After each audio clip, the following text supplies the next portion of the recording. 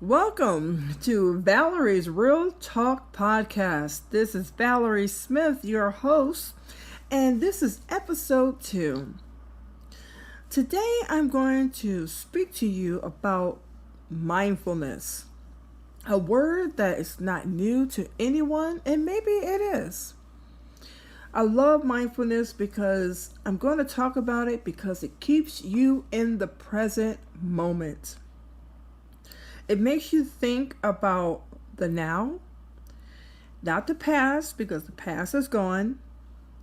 And yesterday is something that we cannot think about all the time because it's gone and you just learn from it. Many of us dwell on the past and we just don't know that we're wasting time on yesterday. You just learn from it and you move on. The future has not come yet. We can plan for the future. We can plan for learning new skills. We can plan for a vacation. But we don't know if we'll see tomorrow. Because today is the most important day. Because 1, you're alive. And 2, you can make a difference. And I'm here to talk about mindfulness because I want to make a difference in your life. Many of us are living in a world of uncertainty, fear of the unknown, fear of what's on TV. Every day, something is happening on television. Every day, something is happening in social media. If it's not happening there, somebody just called you about some news. And that's gossip. And sometimes it's not even real. But my thing is, even if it's not real and it's real, guess what?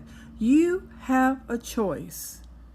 And that's what mindfulness teaches us, is that you have a choice. Life is an adjective. If you want to be reactive, okay, be reactive.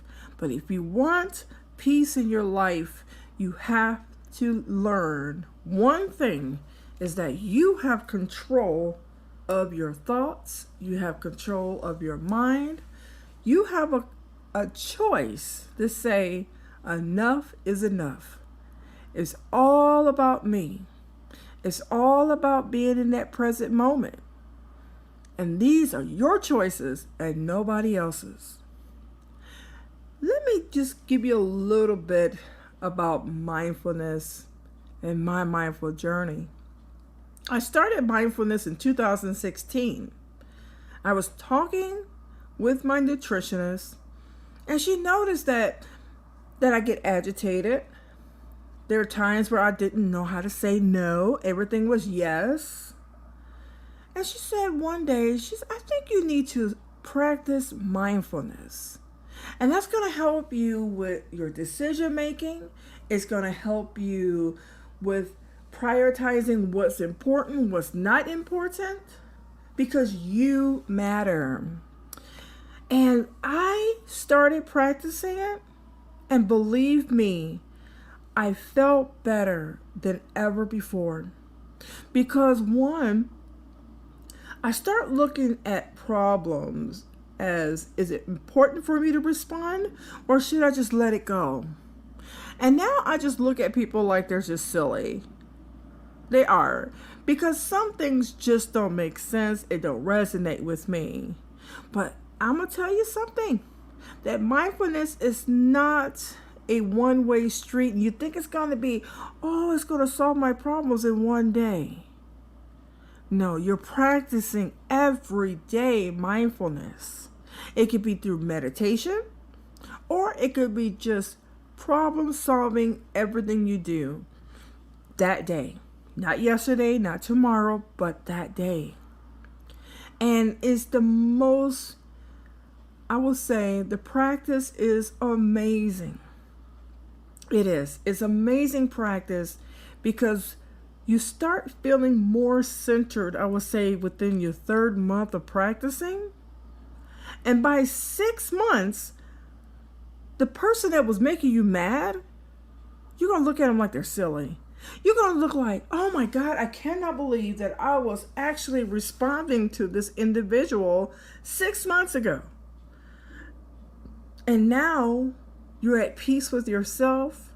You just understood that this individual really wasn't coming at you. They just wanted to be heard. That's what I learned. I learned a lot of things about the people I was calling negative wasn't really negative. They just did not have a person to have that ear to hear what they wanted to say. And you're going to have your experience as well. That's why I want you to, if you don't have a journal, buy a journal. Start your mindfulness journal. I think it's the best thing because you want to do day 1 to 6 months. And then you're going to see what were your reactions in the beginning. Because I'm telling you, it's not an overnight success. Will you have anxiety? Yes. Will you be reactive? Yes. Will somebody try to get on your nerves because they found out you're practicing mindfulness? Yes. It happened to me. It happens to many of us. However, you have to train the brain. You have to train your emotions to be present and not to take anything seriously. That's what I like about mindfulness. You have to make a decision if you're going to react or you're going to be proactive. You're going to make that decision right now. And that's why you have to have a journal. When was the time where you felt your most mindfulness moment? And then what day you didn't feel like you was practicing mindfulness, like you never heard of it because you just went off the handle? Is that being human? Yes. Don't be hard on yourself. It happens to all of us. It's a new practice. You are going to feel so great about this practice. And I'm telling you, it's going to help you breathe better. You're going to sleep better.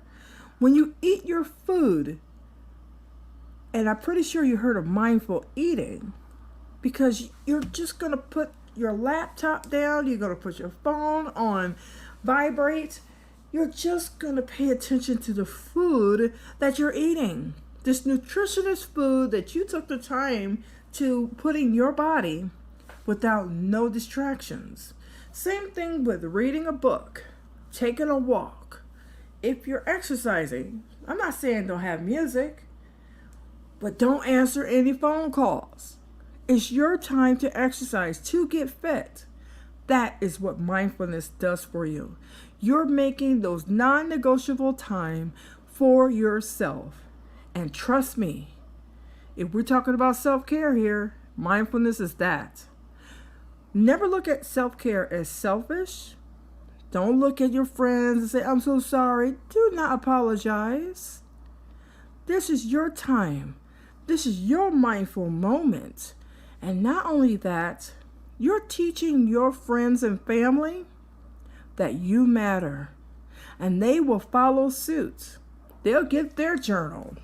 They'll start practicing mindfulness also and writing down their experiences. It's just like a book club. Mindfulness is the same way. You want to get centered in your life. So what are you going to do right now? You're going to get that journal. You're going to start that mindfulness practice right now, even if it's in the evening. Just be silent. Read a book. Don't answer no texts, no emails. Put all projects away. It's all about your quiet space, your moment to be centered today. I want to say thank you for joining me today with Valerie's R.E.A.L Talk podcast, and I'm your host, Valerie Smith. I hope to see you next Wednesday for episode 3.